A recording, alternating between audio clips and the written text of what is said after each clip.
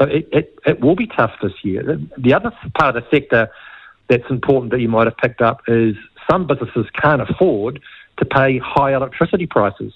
No, I've seen that. Manufacturing entities like OG Paper saying we can't pay these high prices, and the price for wholesale electricity spiked above $350 a megawatt hour in the last few weeks, which is a record that you have to go back. I don't know how far you go back. I haven't seen a number like this in the time that I've been involved in the electricity industry.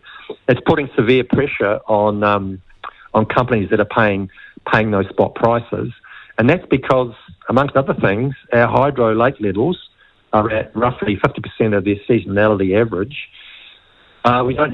We've got poor prospects with gas discovery. We've got a huge effort underway by people who have been encouraged to switch to electricity, of course, which is based on renewables. And that puts pressure on the demand for electricity. And we don't have enough alternatives such as gas or fossil fuels, thermal, they call it thermal, coal, to replace all that electricity need. And so the price goes up. And now you're hearing from politicians who are concerned about the market pricing for electricity, but it goes back to how the electricity is produced in the first place. And when you have a low wind month and a low water levels in our lakes, people are very careful about how they ration that available supply of electricity, which goes to price. So we need it's a real worry. More it's a Well, it is, but we know that today. So we've got to get out there finding gas or bringing in liquefied natural gas from Australia, set up some terminals to get more security of supply. Because this is not going to go away in the short term because we can't build enough production. The only way of managing it is through the price, and that means you have to conserve the use of electricity, which is why some businesses are just shutting down. They can't afford it. And this is the first time I've heard this for a very long time, because you hear about the pressure in households, electricity prices in households, and how that relates. And we all know that. But it's very rare that you get a company, and I think this one's in the middle of the North Island, isn't it? This is is it the Pulp and Paper, is it? Yeah. Yep. I think this time it's business saying, hey, we can't afford to keep the lights on. Now, if we're an economy that can't afford to keep the lights on in business, then our GDP goes backwards, we're in recession forever, and we never employ people. So this to me is alarming. Yes, absolutely. And I've been discussing this for a while around the fragility or the vulnerability of our energy system. And that requires us to find resources that can supply reliable energy on demand. And I've spoken about it for a while now, not getting much reception around the possibility of installing a small nuclear reactor, a small one, in the North Island, close to where the demand is. And people can have choices. You can have high prices if you want them. You can wait for 3 or 4 years to build new production facilities, wind or solar. You can wait. You can spend more money on the grid, which takes time because you've got to be able to build a bigger grid to support the demand for electricity. Or you can think more laterally around, well, what do other countries do?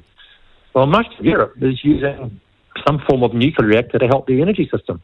Why should we be any different? We've got a great neighbour in Australia who, as it happens, has got uranium in the ground. They're a good friend. Why wouldn't we strike a deal to import uranium and supply reliable electricity from a nuclear reactor? You know, I've brought this up before. As a much younger and more naive journalist, I ploughed into Helen Clark one day about this and said, why don't we look at nuclear energy, which is very clean, very clean.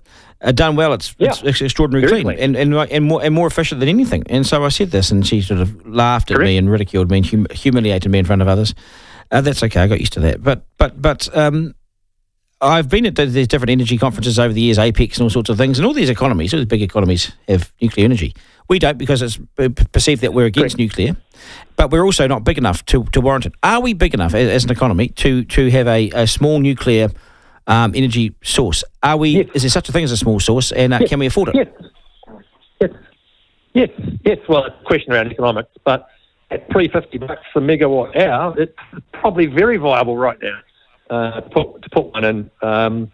don't forget who split the atom. What nationality was that person? Exactly. If we can do it, we can do Lord it. Rutherford. Rutherford. He was a Kiwi. Exactly. Full circle. He started the chain reaction.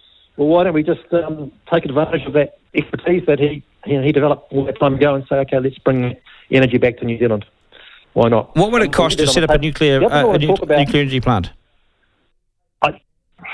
Maybe that's next week's program, Duncan. Have a look at that for you. don't know. I think might require a bit of work from my end. But look, there's people overseas who manufacture, produce, install, etc. The French, the Germans, the Japanese. We could be ahead of Australia here with a small nuclear reactor. So I think it should be on the table. Hey, the other thing I want to talk about... Just very quickly, do the Australians have one? No. They've got some parts in the political system in New South Wales are looking at, they've raised the possibility of 60 to 70 small nuclear reactors in Australia. I mean, their system is fragile too in the sense it's heavily reliant on thermal.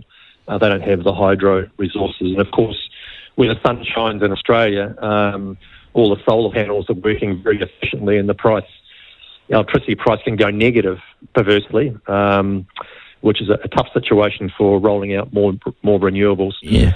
So they're going to bring the $6 to $9 billion is I'm just looking at a couple of reports here for a 1,100 megawatt plant. You'd be looking at about up to $9 billion for an entry level nuclear plant. Yes, there you go. You've done the pricing already. You're ahead of me, Duncan. So, but yes, I don't know. I don't know enough to be able to comment. But